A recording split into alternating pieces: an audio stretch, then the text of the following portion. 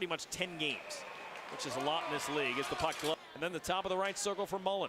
Mullen to Tomernis straight away. We'll try the far side now for O'Reilly again. Slap pass goal line. Ferriero to Mullen. He scores! That's a great look from Ben Ferriero to Patrick Mullen.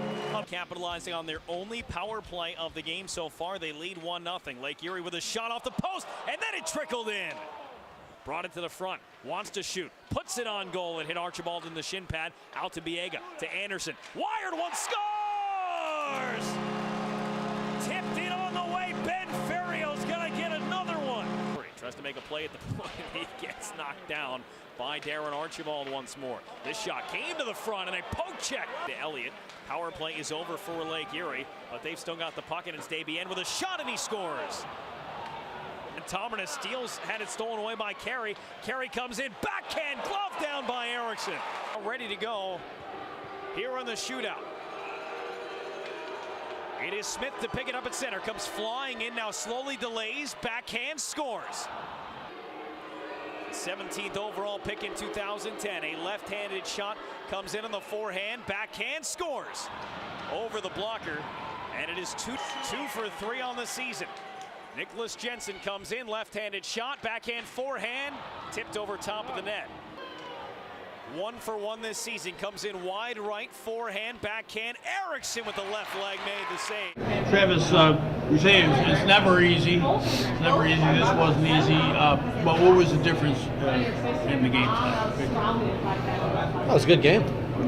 2-2 goes to a shootout. It's up for grabs. I don't really look at shootout wins or shootout losses as anything to get too excited about or anything to get too upset about, to be honest. That was a hard-fought hockey. Two teams that are trying to win, and we played 65 minutes of hard hockey. It was a good hockey game. I like the way our team played, especially coming off a long trip. Do you think third period a little flat both sides? I actually thought the last half of the third might have been our best part of the game. We started to get some pucks to the net. They defend well. They play a man-on-man coverage, and it's hard to get pucks to the net. They did a good job moving out on our defense, so they couldn't get the pucks to the net. And I thought we lacked a little bit of energy at times. I didn't think we were as quick to pucks, as strong on pucks as we have been, but our team's been working really hard here for a while, and I like the way we're playing. That was a hard-fought point tonight. We talked a little bit before you guys went to Abbotsford that nothing comes easy. You got to keep going to the well. Is that a healthy thing for a team at this level to have to keep going back to the well over and over again? I mean, that's just the way our team is. We're not going to beat teams 5-1. We're not going to outscore teams 7-5. We talked about that the other day.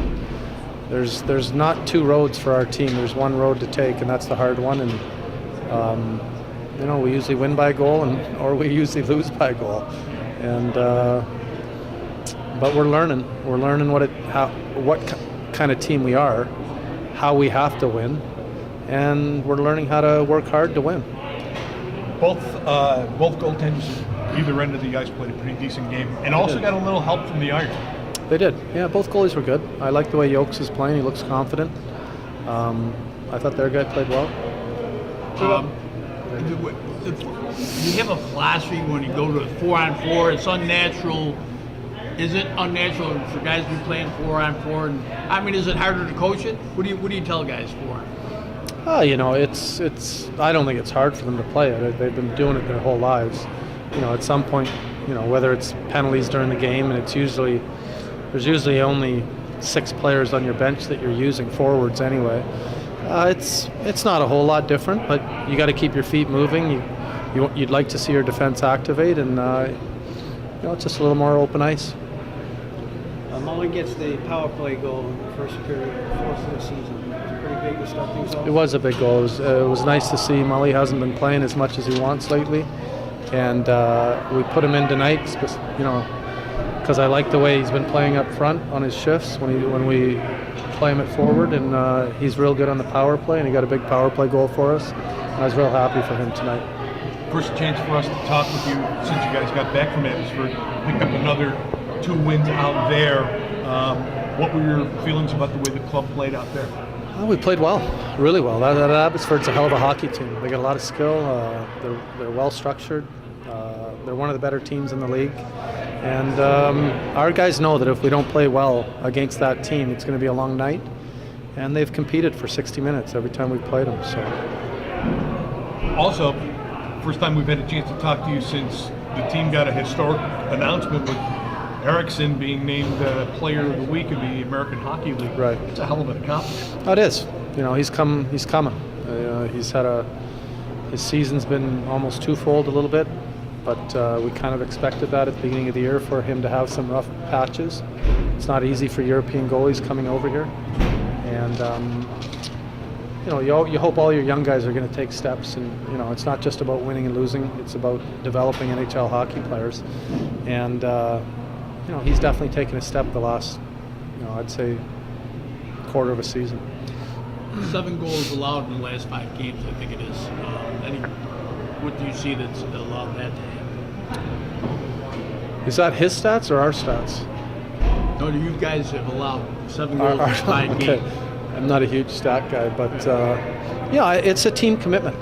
Our team is, you know, we've been preaching about commitment to details and playing on the right side of the puck and managing the puck, and you can talk about all that stuff and you can try to do it, but if you don't work hard and you don't compete, none of it happens. And our guys are, you know, they're playing really hard, and when you work hard, good things happen.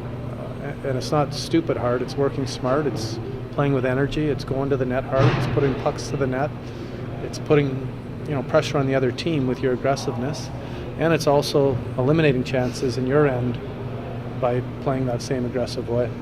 One thing that I noticed tonight, being down at ice level, there seems to be a pickup in the intensity with this team, and particularly when they're playing within their own division.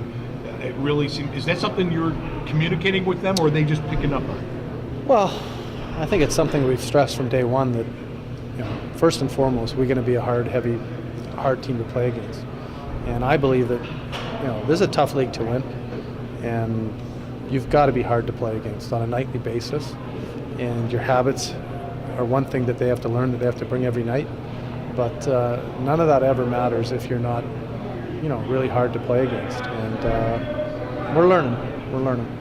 2 big ones coming. And 3 overtime games in a row, you got the best of them twice. Was there anything different about this one, or is it just happenstance when you go into overtime? No, it was a pretty hard-fought game from the very beginning, and didn't change in the overtime. Pretty tight check-in, and goalies played well, and ended up tied, and they got the better of us in the shootout.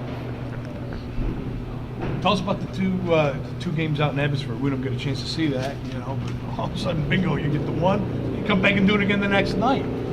Tell us about the 2 overtime goals. Yeah, the first night, I was lucky enough to find the puck on my stick coming in off the sideboards. Made a good shot, squeaked through under his arm, and felt pretty good. Next night, got a nice breakaway pass from Sauvé, and hammered that one too, and that one was in a heartbeat. So felt good to get team a couple of wins, and we're going pretty good right now. Points in 5 or points in our last 6 games, and really just concentrating on putting together 60-minute efforts, and when we do that, we're a tough team to beat. What has been? Is there anything in particular other than the effort that's you know, a good 5-game, real good 5-game run here? Anything in particular besides that effort? No, I don't think really the effort's changed either since the beginning. Every single game, guys are putting forth what they can do, and I think recently we've cut down on some of our big mistakes, and the games are so close now that one turnover, one mistake here, one mistake there costs you the game, and we've really done a good job limiting those, and it's shown in the results. It seemed as though the intensity, I mean, we didn't get a chance to see the 2 games out in Abbotsford. It seems like there was a ratchet up in the intensity of this game tonight. I don't know if it's because it's a divisional opponent or, you know, just that point in the season, but is the intensity picking up, and if so, what is it? Yeah, I'd say this time of the season, I mean, all teams are desperate for points, and we're really scratching and clawing to get everything we can here. And I think it shows in the games. They're all tight check-in, pretty hard fought, physical games that are close, and I think that's what we're going to see down the rest of the year, down the rest of the games, and we got to come out on top on most of them. Did you ever do anything like that before? 2 game winners back to back in OT? I don't know if I've gotten any back-to-back game winners like that, but scored a couple OT goals in college and pro, and yeah, it feels good when they go in. Got to ask though, 2 OTs in a row, third game going to the OT, it had to be in the back of your mind because it was in the back of ours. Yeah, definitely. I mean, I wanted to score it. I think everyone on the bench wanted to score it. So every time I get put out there in overtime, I'm trying to win the game. I mean, we're not trying to sit back. We're trying to go out there and we're trying to win. And that's the way we play, and that's the way we got to play to be successful. You actually had not that far away from a couple opportunities.